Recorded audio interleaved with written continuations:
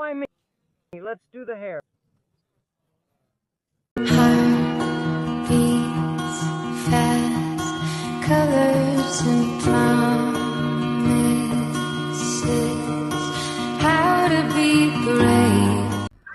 So here we are starting our journey along the Golden Ring. Veronika and I are heading out on a trip to Moscow, Suzdal, Bogo-Lyubovo. We're traveling in style on a comfy bus, enjoying the scenery. I think Veronika really liked everything. We got lucky with the weather too. So our first stop is the city of Suzdal. The city of Suzdal really impressed us. It's preserved its historical traditions. Buildings over 2 stories high are even prohibited here. Look, this is the famous market square. It's even featured in several movies filmed in Suzdal, like Chasing 2 Hares and also in Pushkin's Snowstorm. There are lots of horses here. People walk them around and you can ride them. Many kids are riding. Look how beautifully they're decorated. It's just lovely. By the way, many buildings are signed off with the letters Yat and Yar. So, for those who know, we have the Slavic language, our Old Russian. Everything here still maintains an old world charm. These are such beautiful old streets. By the way, here besides the horses, you see real peasants in sheepskin coats and ladies in old-fashioned clothes strolling around. We'll see more of that later. For now, we're still enjoying nature, which is quite pristine, you could say, untouched, very beautiful. And just now we've arrived at the point where we see these carriages, and look who's there. We're stepping right into the olden days. A real peasant who's charging their phone. Well, what do you think of that? And of course, cars are driving right past. So you could say 2 eras have collided. I even wanted to take a picture of myself. Next to this, what's the word? Merged? Well, maybe not, although I think they did. All right, let's move on. Look, these old buildings, they're all from the old construction, dating back to around the 12th or 13th century. As always, we can see, yes, that all the floors go down. I love Suzdal. We really fell in love with Suzdal. We genuinely enjoyed it. So our walk continues. There are so many cathedrals. What an interesting building. They have a lot of spires like the Alexander Column in St. Petersburg. I've never seen anything like this before. Look, there's the same ladies and gentlemen coming out of the restaurant that I talked about earlier. Overall, it's such an interesting carnival-like tale we found ourselves in. Veronika, do you want to say something about it? No, I don't. Okay then. Let's just enjoy the views for a bit and only comment if someone asks. This is our tour group, mostly ladies and just a couple of gentlemen. There's a lady with her little boy tagging along. And there's a girl with her boyfriend. Oh, I really like this little street. Naturally, the road is cobblestone, just like in the old days. Of course, you can't film here, so we're not. It feels like time has stopped here. Look at the road. I don't know, I get the same sort of feelings like my impressions traveling around Russia. This is, well, in Karelia on Valam. When you find yourself in such a quiet and beautiful place, look at this scenery. Here you just forget all your worries and stress, so to speak, and you just get lost in this atmosphere. It's no wonder that so many writers, poets, artists, and musicians traveled and lived here, inspired by this nature for their creations. I mean, you can just listen to this frog.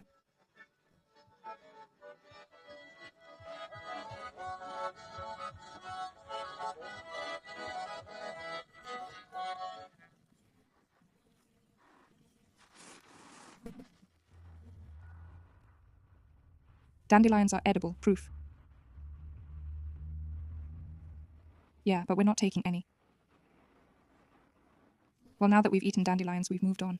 Look at what an ancient cathedral this is. I filmed the masonry everywhere here so you can see and consider if it really corresponds to the time historians claim or not. These are such ancient vaults. Simply incomprehensible why in Russia these medieval buildings are quite primitive, while in Europe they have such beautiful, magnificent vaults. They have such palaces and castles there. Why do we have some kind of fortresses? Well, so modest, one might say. Then we continue to admire nature, monastery vaults, and look at the masonry. 15th century. Here people hang ribbons. Here and now the history of the Pokrovsky monastery begins. A lot of kings, as it turned out, exiled their wives who were objectionable for one reason or another here. And it was just a women's prison. I remember a story related to the first wife of Father Ivan the Terrible. It turns out that he was another wife, who was also sent for allegedly not having a child. What's your name? My name is Polly. Oh, goddamn. What's your number? Oh, my number? Yes. 67. Stop. 67? Yeah. 67, 67. Yeah. 67, 67. 67, 67. Yeah.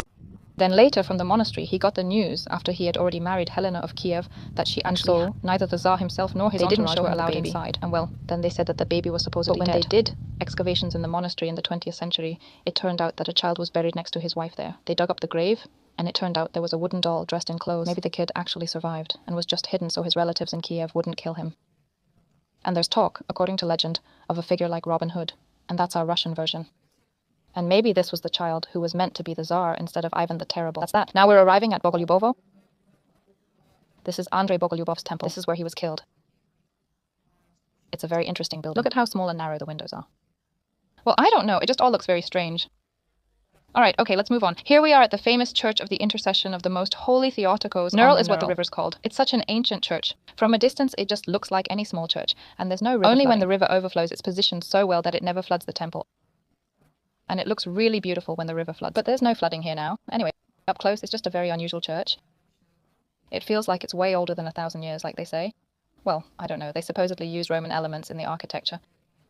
And actually, they even sell these tiles at the church. Like these lions, these monstrous figures that are drawn here. I don't know, it's just some kind of Greek story. I mean, even Roman history, I think. But I could be wrong, of course. Anyway, there's nothing inside. There's just a very small iconostasis, and that's it. The walls are really wide, about 1.5 meters thick. The atmosphere here is just so unforgettable. This place feels incredibly ancient, you know? It's easy to see why artists and photographers are always taking pictures of this church. It's part of the UNESCO World Heritage. It's such a famous place, of course.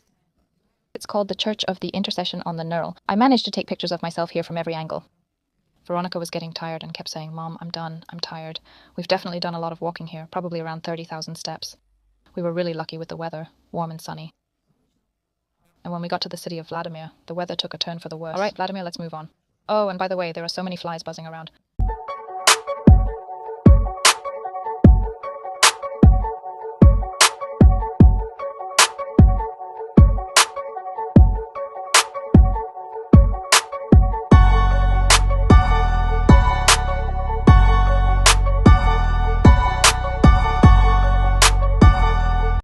All right, let's have a look. We're heading out for the last time. One last glance at this church. Veronika decided to soak it all in and sat down alone. And now, as usual, I'm going to interrupt her. There, I've interrupted the kid. Who knows? Maybe Veronika will get inspired and write an interesting poem, a short story, or maybe even an entire novel, inspired by these wonderful places. After all, as the saying goes, my homeland is vast. We've got so many beautiful spots. But of course, I only ever like to travel around Russia in June. And right now, the weather is just right for it. Then it's warm, pleasant, sunny, and the somewhat muted, modest colours of our central region are lit up by the sun as much as possible. The rest of the time you just want to hide and not get off your couch. Of course, you can gather a ton of impressions even right now when checking out the works of Andrei Rublev. This is the Last Judgment. Here we are, already in the city of Vladimir. There's a monument to Andrei Rublev, and it's right across from Lenin's monument. The Lenin monument, by the way, was originally Alexander II's monument, the Liberator. They tore it down and put Lenin up in its place. You can even see on the pedestal where Alexander II Andrei Rublev is looking at him. This is a pretty funny local story, you might say. We continue our journey through the temple of the famous Yuri the Big Nest. This is his personal temple. That is Dmitry the Big Nest. It's his home church, and look at how unusual it is with so much stucco work here.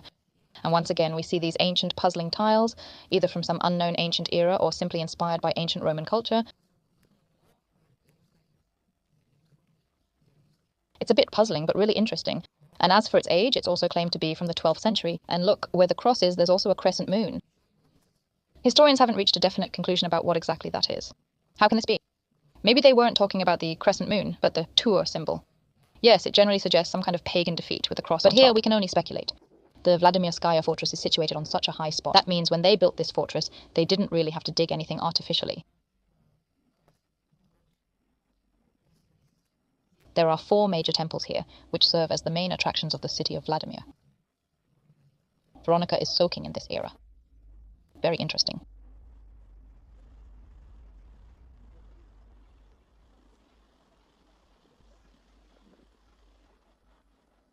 Well, that was our walk. Oddly enough, what we found most interesting wasn't the main one, not the Intercession Church, but rather the Church of St. Demetrius of the Great Nest, which truly impressed us. Although in the necropolis, yes, a necropolis can be called a city of the dead, there are many burials, including that of Andrei Bogolyubov. And right at this spot, we're showing Andrei Rublev's painting of the Last Judgment. In this temple, there are lots of burials along the temple walls belonging to princes like Andrei Bogolyubsky, his brothers, wives, children, and so on. Well, that sums up our trip. We're admiring, enjoying, and planning further travels.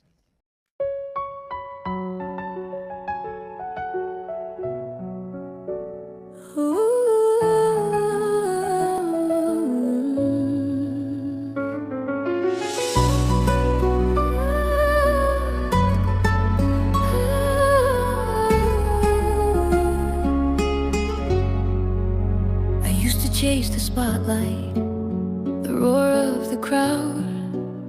It's cheap and easy feeling, shouting my name out loud. I built my walls up high, thought that's what made me strong. Believed every lonely whisper was right where I belonged. But the stage felt hollow, the applause would fade away. I needed something solid to pull me through the day. And then you walked in, silence cut the noise. You didn't ask for armor or all the blinding joys. You just saw the fractures, the places I had hid. And that's when I decided the old me had to be right.